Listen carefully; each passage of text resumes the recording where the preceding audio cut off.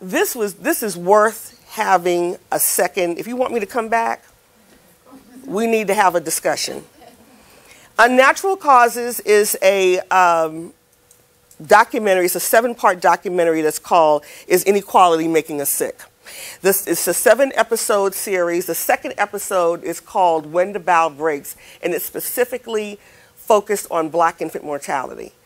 The statistic that I needed over 14 years came there, and it says that African American women who are college students and graduates have worse birth outcomes than white women who dropped out of high school. I've been looking for that data. I've been looking for that data because quite often we're asked, well, you know, she's an attorney. She lives in Beverly Hills. You know, her husband is a doctor. So why is it that they're having infant? It has nothing to do with where we live. What happens in our bodies, the stress that we incur, and that's a whole nother conversation. The stress that we incur has a grinding effect on us.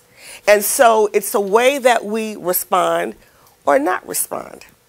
And if you catch us on a day, that straw that breaks the camel's back, then we may be a little excited the way we express ourselves, but then we are interpreted as being an angry Black woman. Then we are isolated. But that doesn't happen as a professional. That happens when we're children.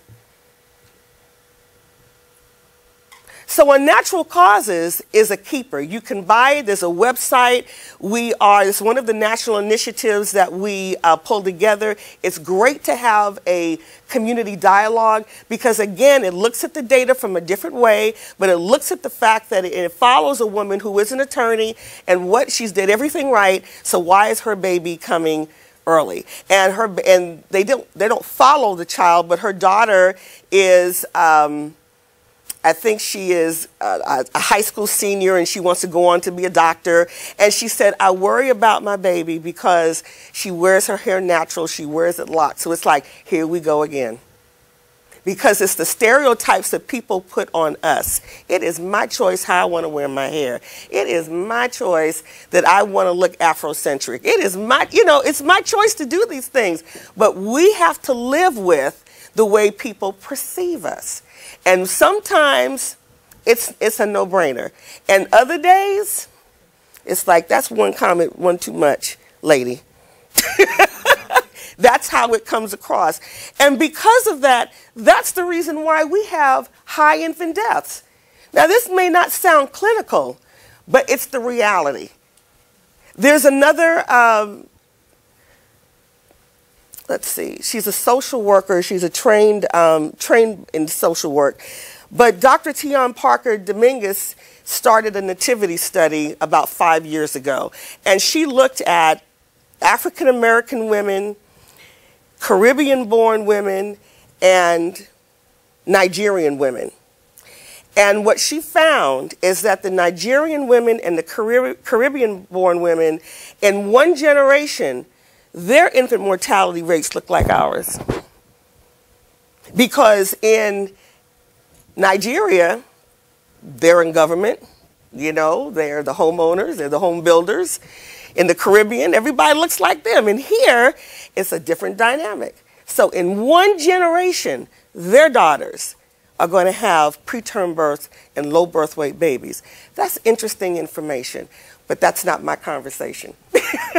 Yes? In Nigeria, the rates are much lower. The rates are much lower. They're like comparable, you know, and I'll show you a slide. I'm purposely not looking at that slide because I don't memorize all this information.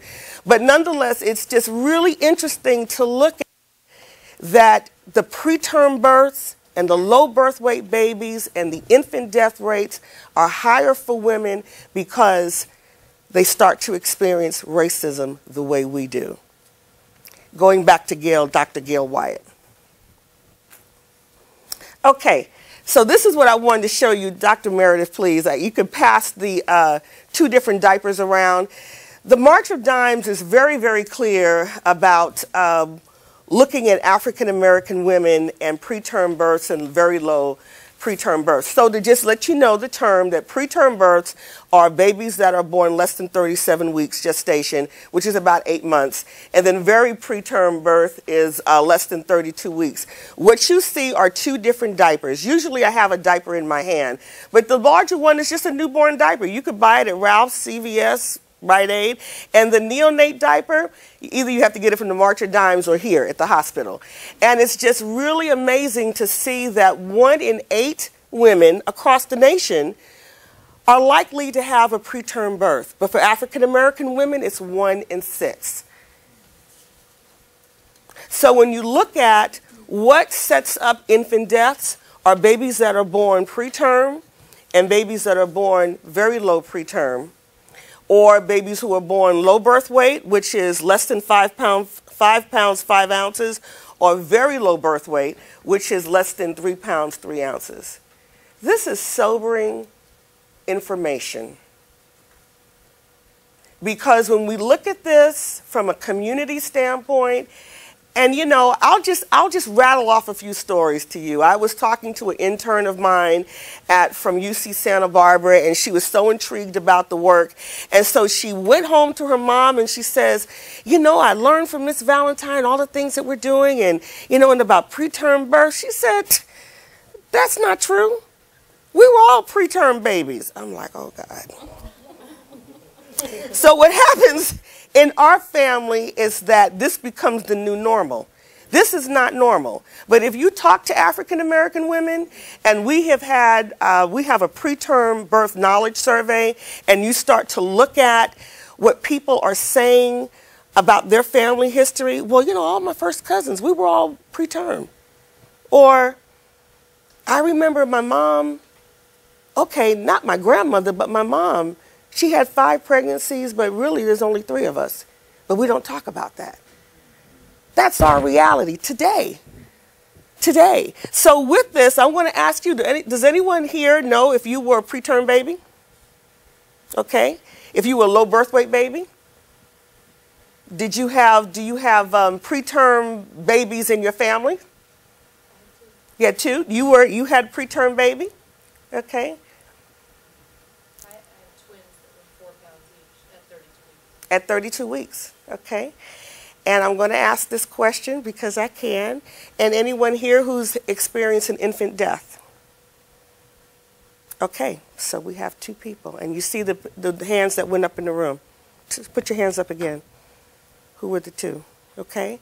So when we look at, thank you for raising your hand, because in our work, in our profession, we just assume, well, you know, she's young, she's poor, you know, she's a single mother, she's got babies, she's got baby mama drama, all that stuff going on. But yet, the funding, the federal funding has driven that divide. And we have to look outside the box related to it. And I can even say, because I'm going to say it, is that when I first came into this business, and we had a contract that we managed with the health department. And I recognized, I said, you know what, we're spending 95% of the time on 5% of the funding.